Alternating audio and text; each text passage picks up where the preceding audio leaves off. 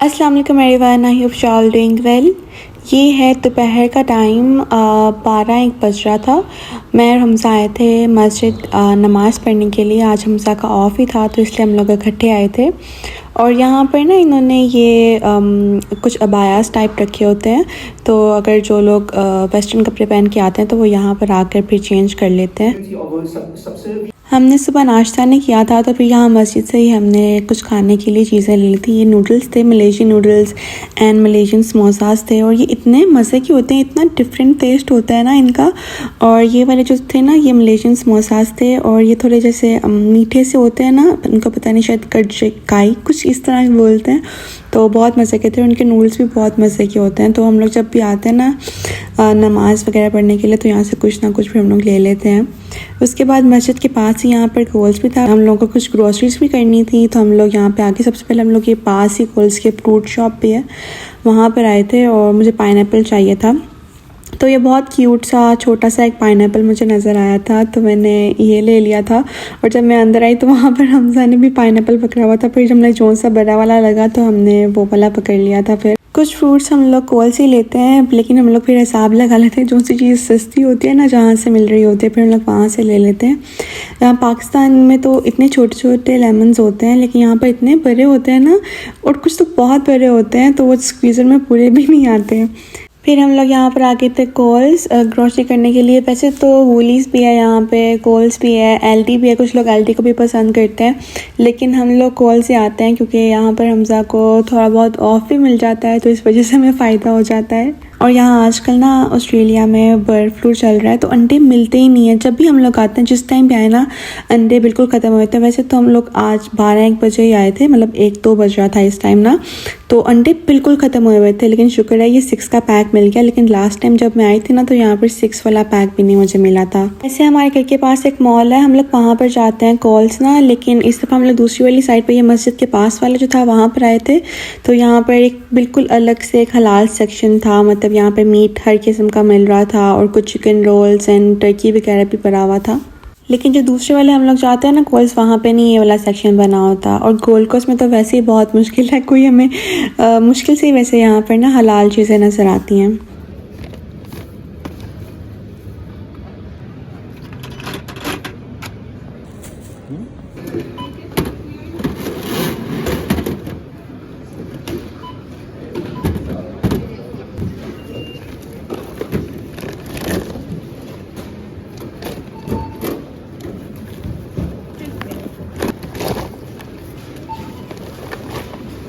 घर आके फिर सबसे पहले मैंने सोचा, जो मैंने पाइनएप्पल लेकर आई हूँ उसको काट लेती हूँ। ये इतना क्यूट पाइनएप्पल था ना, इसके 2 हेड्स थे। एक तो वैसे मैंने पहले ही काट लिया था पाइनएप्पल, लेकिन वो मीठा नहीं निकला था, जैसे वो खट्टा मीठा सा तो होता है ना, उस तरह का था, मीठा नहीं था बिल्कुल भी। अच्छा, मैंने ना कभी फ्रेश पाइनएप्पल नहीं खाया था। पाकिस्तान में जो 10 वाले होते हैं ना, जो कैन वाले होते हैं, वही खाए हुए थे।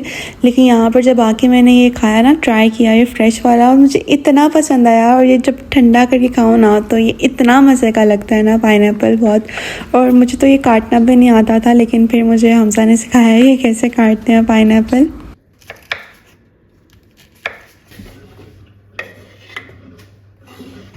और जब मैंने ये खाकर देखा ना, तो ये वाला भी खट्टा मीठा था। तो अब मैं या तो इसकी पाइनएप्पल टी बनाऊंगी या फिर पीना कोलाडा। मैंने आज आलू के पराठे बनाने हैं, तो उसके लिए मैं अब आटा गूंदने वाली हूँ। और आज मैं आपको बताऊंगी कि आप 2 मिनट में आटा कैसे गूंद सकते हैं बिना हाथ लगाए। हाथ लगेंगे लेकिन बहुत कम। तो यहाँ पे मैंने 2.5 cups of whole wheat flour लिया है, और उसके अंदर मैंने 1 1/4 कप ऑफ वाटर डाला है, मैंने नीम गर्म पानी जो होता है वो। और अब मैं एक फोर्क लूँगी, और फोर्क के साथ इन दोनों चीज़ों को अच्छी तरह से मिक्स करूँगी। आपको बिल्कुल भी हाथ से करने की ज़रूरत नहीं है, सिर्फ फोर्क के साथ ही बहुत आसानी से हो जाएगा और बहुत जल्दी हो जाएगा।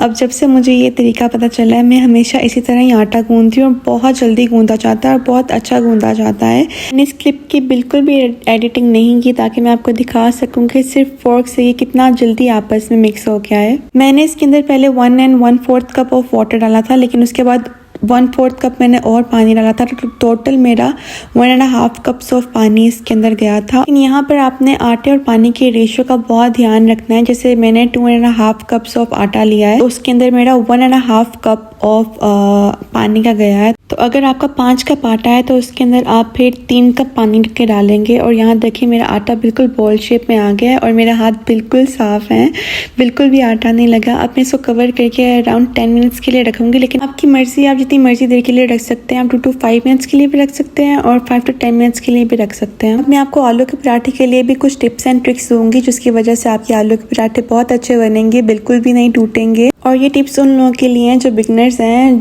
लेकिन जो लोग बहुत अच्छे बनाते हैं पराठे, ही उनके लिए तो नहीं है। यहाँ पे मैंने 500 ग्राम्स ऑफ आलू लिए थे, उनको मैंने हार्ड बॉईल कर लिया था इंस्टेंट पॉट के अंदर। लेकिन आप ज़रूरी नहीं है इंस्टेंट पॉट में ही करें, आप वैसे भी बॉईल कर सकते हैं, लेकिन कोशिश कीजिएगा कि हार्ड बॉइल्ड ही हो। बहुत ज़्यादा सॉफ्ट नहीं करने, और फिर उनको बॉईल करके आपने उनको फ्रिज में ठंडा होने के लिए रख देना है। अब मैंने हाथों से ही आलू को मैश कर लिया था और मैंने कोई भी मैशर यूज़ नहीं किया है। और थोड़े छोटे चंक्स और थोड़े बड़े चंक्स हो आलू के अंदर, आलू के मिक्सचर में, तो वो ज़्यादा मज़े का लगता है। अब इसके अंदर मैं स्पाइसेस डाल रही हूँ। इसमें मैंने नमक डाला है 1 टीस्पून, और 1 टीस्पून मैंने रेड चिली पाउडर डाला है। 1 टेबलस्पून मैंने कोरिएंडर सीड्स डाले थे, और 1 टेबलस्पून ही मैंने ज़ीरा डाला है, और 1 टीस्पून मैंने इसके अंदर अनारदाना डाला है। और छोटा सा मैंने प्याज लिया था, उसको मैंने चॉप कर लिया था। और ज़्यादा लेंगे तो पानी छोड़ देता है प्याज, तो आपने बहुत छोटा सा लेना है। और साथ में फिर इसके अंदर थोड़ा सा मैंने चाट मसाला भी ऐड किया था। अब मैंने इसके अंदर ढेर सारा हरा धनिया ऐड किया है। 5 मैंने हरी मिर्चें ली थी, ग्रीन चिलीज़, वो ऐड कर दी हैं। लेकिन आप ग्रीन चिलीज़ अपने टेस्ट के अकॉर्डिंगली डाल सकते हैं। मेरी थोड़ी तेज़ होती हैं, बहुत स्पाइसी सी होती हैं, तो इस वजह से मैंने इतनी डाली हैं।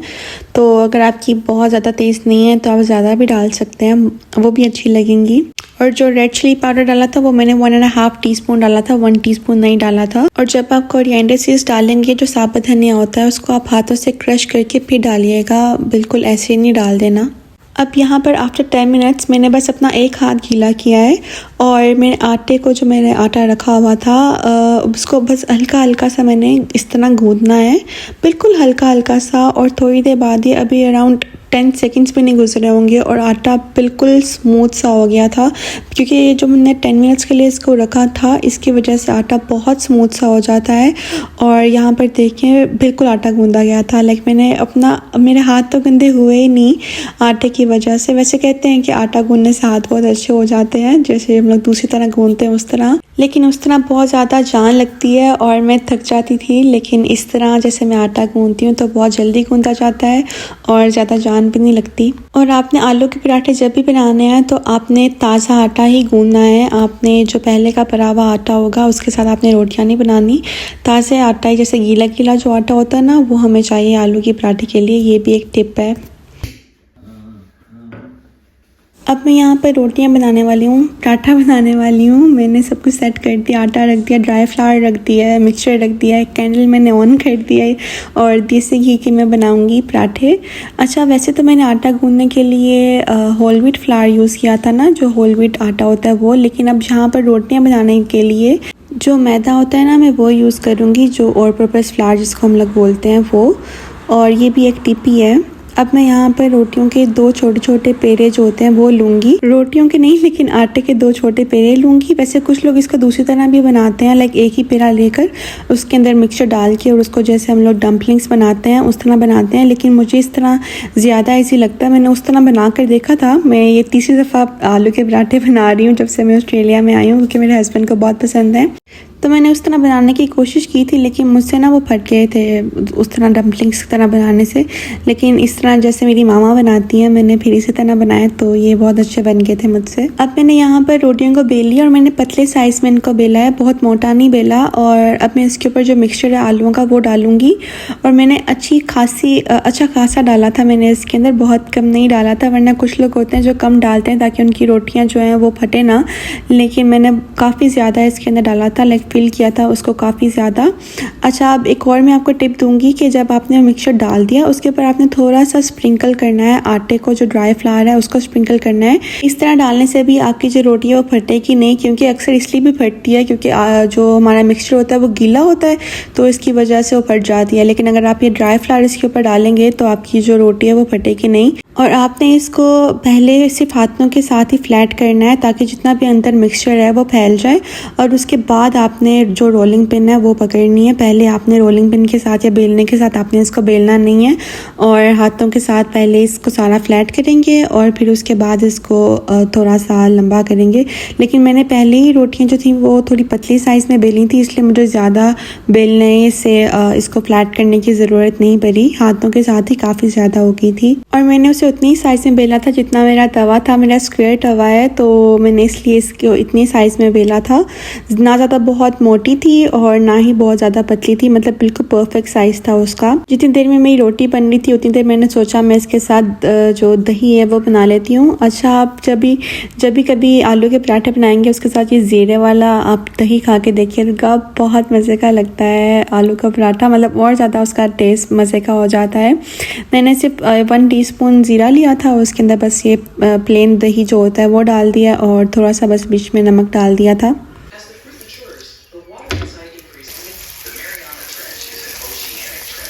मेरा स्क्वायर वाला पैन है ना, तो उसकी वजह से अक्सर जो रोटी के एजेस है ना वो कच्चे ही रह जाते हैं। फिर मुझे उसको साइड पे करके रोटी को और फिर प्रेस करके फिर उसको पकाना पड़ता है, वरना बहुत कच्चे ही रह जाते हैं। और यहाँ पर मेरी रोटी बिल्कुल रेडी हो गई थी और इतनी प्यारी लग रही थी ना।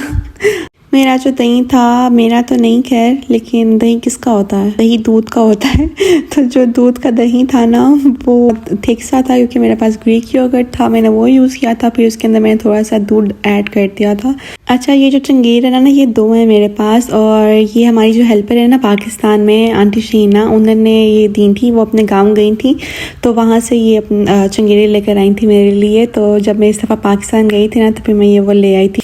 तो अब जब भी हम लोग कोई रोटी वगैरह खाते हैं, जब भी रोटी खानी होती है तो हम लोग इसी में ही खाते हैं। हमजा ने 2 रोटियां खाई थी। तो पहली वाली रोटी जो थी उनकी वो मैंने देसी घी में बनाई थी, और जो दूसरी वाली थी फिर उसके अंदर मैंने बटर लगाया था। उसके ऊपर भी मैंने बटर लगाया था और फिर उसके अंदर भी मैंने बटर लगाया था। और यहाँ पर आप आलूओं का मिक्सचर देखिए, रोटी के अंदर पूरा फैला हुआ था, वरना जो एजेस होते हैं वो अक्सर खाली रह जाते हैं, उसमें आलू नहीं होते। लेकिन जब मैंने रोटी को फ्लैट किया था ना तो मैंने जो मिक्सचर था वो एजेस तक स्प्रेड किया था। बाकी आलू का मिक्सचर इतना सा रह गया था, मतलब मैंने 2 रोटियां बनाई थी और उसमें मैंने अच्छा खासा डाला था और बाकी इतना सा रह गया था, बस लाइक 500 ग्राम्स में से इतना सा बचा था। और हमसा ने 2 रोटियां खाई थी।